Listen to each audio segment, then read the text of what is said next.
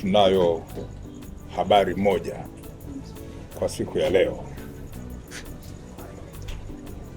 Mnakumbuka tarehe 30 Aprili mwaka huu wa 2026, Jeshi la Polisi Kanda Maalum ya Dar es Salaam lilianza uchunguzi wa kina wa mauaji ya mtu aliyejulikana kwa jina la James Rogers Temba, aliyekuwa mwanafunzi wa mwaka wa pili katika chuo cha usimamizi wa fedha maarufu kama IFM ambacho kipo hapa jijini Dar es Salaam.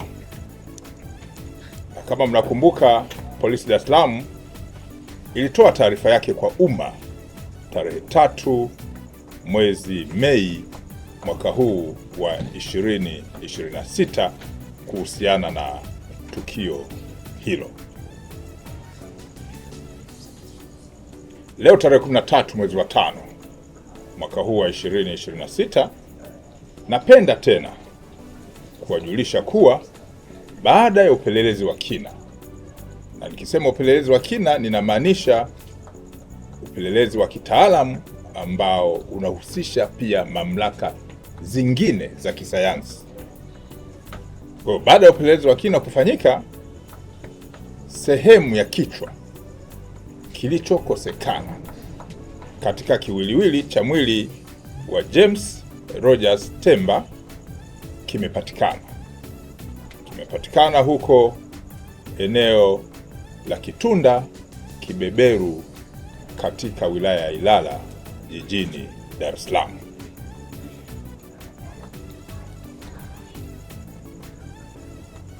Sehemu ya kichwa hiki kimekutwa kikiwa kimefukiwa ardhini na waliotekeleza uhalifu ule. Jumla ya watuhumiwa 5 wanashikiliwa, akiwemo mtu mwingine ukiacha wale ambao niliwapa taarifa zake tarehe 3 mwezi wa 5 mwaka huu. Leo tarehe 13 ameongezeka mtuhumiwa mwingine ambaye amefahamika kwa jina la Saidi Ali au maarufu kama Side. Huyu ni Mzigua mwenye umri wa miaka 31 ambaye ni mganga wa kienyeji ambaye anakaa eneo hilo la Kibeberu, Kitunda, Ilala hapa jijini Dar es Salaam. Taratibu za kisheria zinakamilishwa ili mamlaka zingine za kisheria ziweze kuendelea na hatua. Polisi Kanda Maalum ya Dar es Salaam linaendelea kuwashukuru kwa dhati wananchi na mamlaka zingine za kisheria za uchunguzi wa kisayansi. Narudia, Jeshi la Polisi Kanda Maalum ya Dar es Salaam linaendelea kuwashukuru kwa dhati wananchi na mamlaka zingine za kisheria za uchunguzi wa kisayansi ambazo zimetoa na kuonyesha ushirikiano wao mkubwa na kuwezesha kupatikana kwa taarifa hizi za mafanikio katika uchunguzi wa jambo ambalo lilitokea.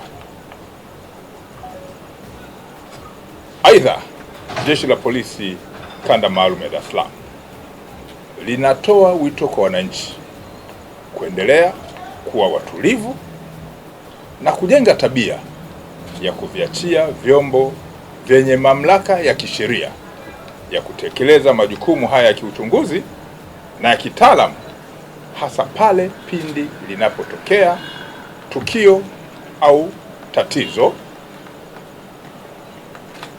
na kuwaomba kuacha tabia ya kutoa taarifa za upotoshaji zenye lengo la kuchelewesha upelelezi na kuzua taharuki. Polisi Dar es Salaam inaendelea kulani, narudia, Polisi Dar es Salaam inaendelea kulani watuhumiwa waliotekeleza tukio hili baya na la kusikitisha, na litaendelea kufuatilia kwa karibu shauri hili na mengine ili kuona haki inatendeka dhidi ya watuhumiwa waliotenda tukio hili kubwa na baya kama nilivyolieleza. Nawashukuru sana kwa uvumilivu wenu.